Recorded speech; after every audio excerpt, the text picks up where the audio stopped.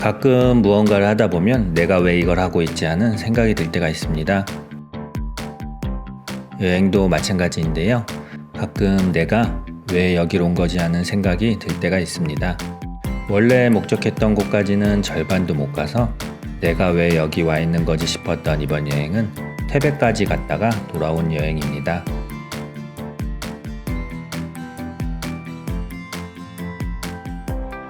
저녁에 비 소식이 있었는데 그 전에 돌아오자 하고 떠납니다. 구름이 많긴 한데 공기는 깨끗해서 시야가 좋습니다.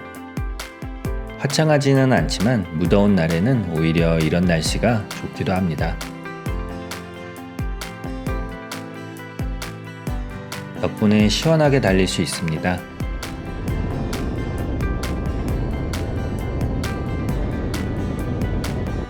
꼬불꼬불한 중령 옛길을 지납니다. 소백산 국립공원에 있는 이곳은 풍경을 감상하며 와인딩을 즐길 수 있는 좋은 길이지만 야간에 이쪽으로 복귀할 때면 정반대의 길이 되는 곳입니다.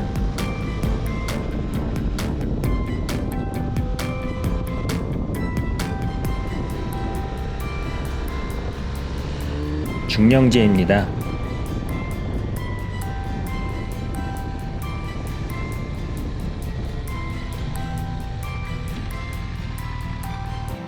온 김에 잠시 내려 구경을 해봅니다. 구름이 자욱해서 별로 보이는 게 없습니다. 사실 이곳은 구름이 없더라도 그렇게 조망이 좋은 곳은 아닙니다. 다시 떠납니다.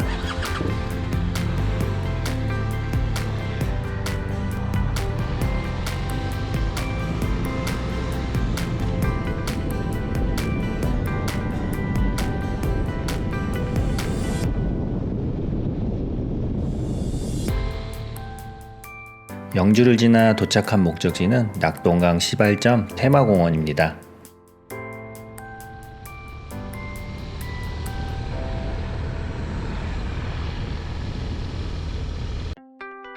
이곳은 낙동강으로 유입되는 1634곳의 발원지 가운데 태백 황지연못에서 발원된 지류가 운곡천과 만나 낙동강 본류가 시작되는 곳으로 낙동강의 공식적인 시발 기점으로 책정된 곳입니다.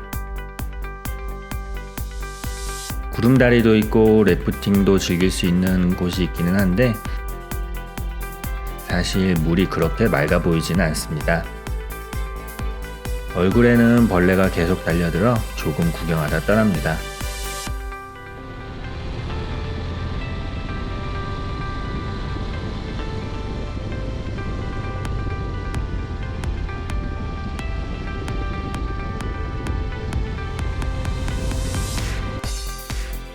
이 공원에서 조금 위로 가면 삼동제 도깨비도로라는 곳이 있습니다.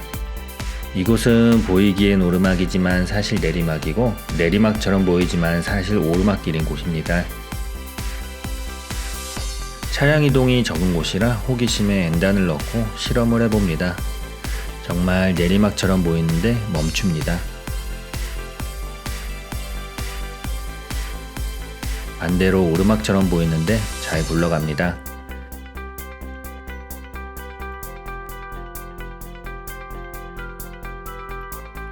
신비의 도로 혹은 도깨비도로라 불리는 이 특이한 도로는 도로와 주변 환경의 착시 현상으로 인해 나타나는 현상이라고 합니다. 구경도 잘했으니 위로 오릅니다. 가는 길 꽤 괜찮은 곳이 있습니다. 이곳은 범바위 전망대라는 곳입니다. 옛날에 누군가 호랑이를 맨손으로 잡았다 하는 설화가 있는 곳인데 바위 모양이 호랑이 같았으나 지금은 도로공사로 인해 원형이 일부 손상되었다 합니다. 호랑이를 맨손으로 잡았다는 얘기가 사실 같지는 않지만 내려다 보이는 풍경은 그런 이야기라도 만들어 오게 하도록 하고 싶은 풍경입니다.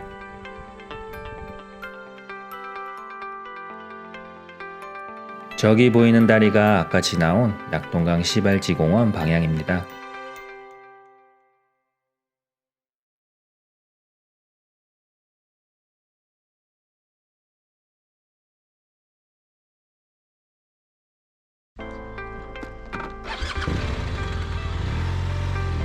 다시 출발합니다. 31번 국도를 따라 북동쪽으로 향합니다. 여유가 있었다면 구불구불한 노루지의 길로 갔겠지만 오늘은 그렇게 시간이 많지 않습니다. 저녁에는 비가 올 것 같기 때문입니다. 31번 국도를 따라가다 노루제 터널을 통과하면 현동교차로가 나옵니다. 거기서 현동천을 따라 오르다 고선 1위 표지판을 따라가면 고선계곡이 나옵니다.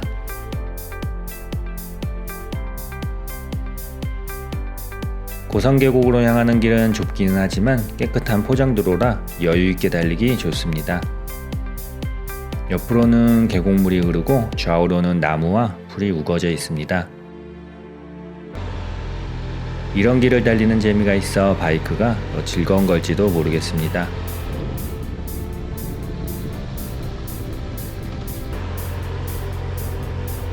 띄엄띄엄 피서객들도 자리를 잡고 물놀이를 즐기는 모습입니다.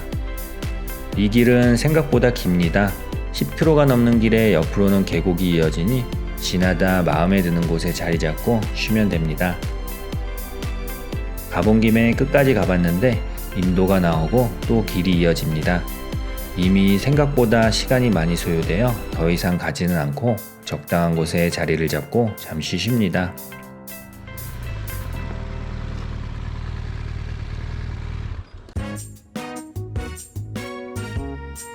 오늘은 날이 시원해서 굳이 물에 들어가지 않아도 시원합니다. 구름도 많아 딱히 그늘을 찾아 들어가지 않아도 충분합니다.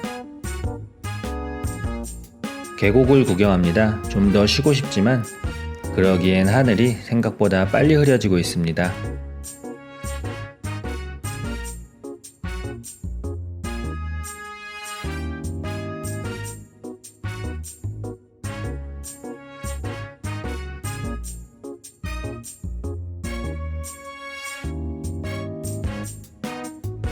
다시 계곡을 내려갑니다. 시간이 없긴 하지만 그래도 잠깐씩 구경하게 됩니다. 멀기는 하지만 마음에 드는 고선계곡입니다.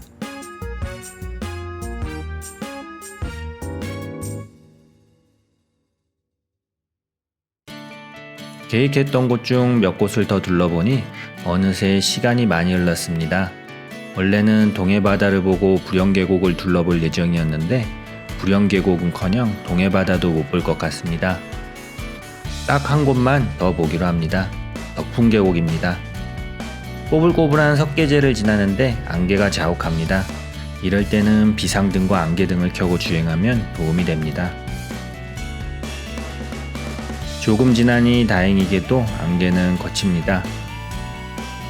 안개가 거치고 도착한 언덕쯤에 왠지 풍경이 좋아 보여 잠시 내려 구경합니다. 풍경은 좋지만 구름이 자욱한 게 당장 비가 내려도 이상하지 않을 하늘입니다. 조금 서둘러야겠습니다. 다시 덕풍계곡으로 향합니다.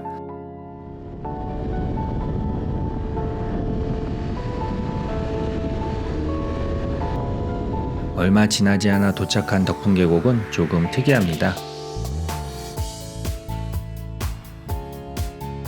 공영주차장인지 야영장인지 얕갈리는 이곳은 날씨 탓인지 사람이 많지 않아 한켠에 주차를 하고 한가하게 둘러볼 수 있습니다.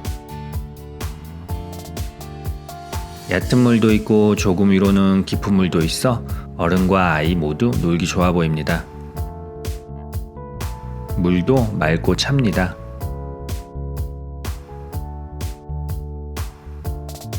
날씨가 흐려 온도가 20도가 채 안 되는데 춥지도 않은지 수영이 한창입니다.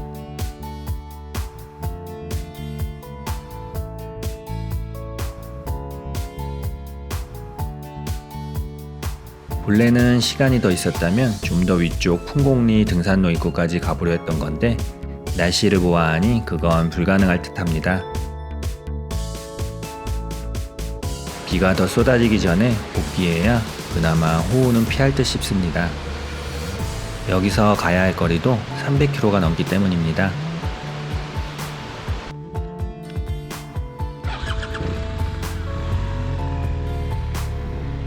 서둘러 복귀길에 오릅니다.